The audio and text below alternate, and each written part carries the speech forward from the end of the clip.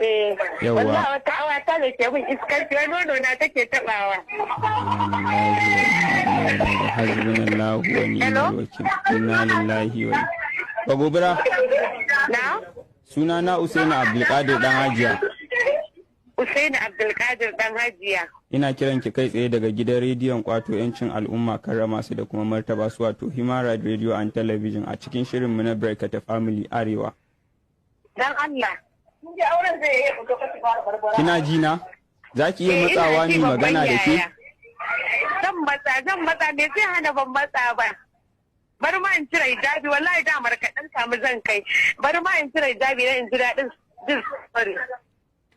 Ina kiran ki kai tsaye duniya tana jin mu yanzu haka a gidan rediyon kwato yancin al'umma karrama su da kuma martaba su. Gidan rediyon kwato yancin al'umma ina ji.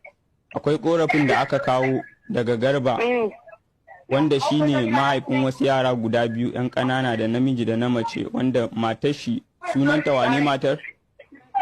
Tsohuwar matar shi Ladidi wanda aka buge ta a nan gurin Central Mosque da mota har Allah ya yi sanadiyan ajalin rayuwanta kenan.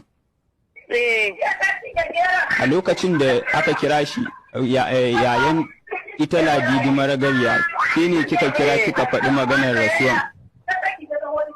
Har yanzu kina kusa da jama'a za ki iya matsawa?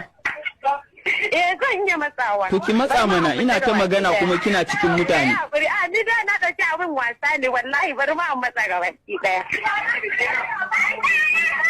Inna lillahi wa inna ilaihi raji'un. Na mata ya hakuri wallahi ma na fita daga cikin gidan ga baki ɗaya. Lokacin da kika kira su kika gaya mata cewa an buge ta da mota kuma ta rasu.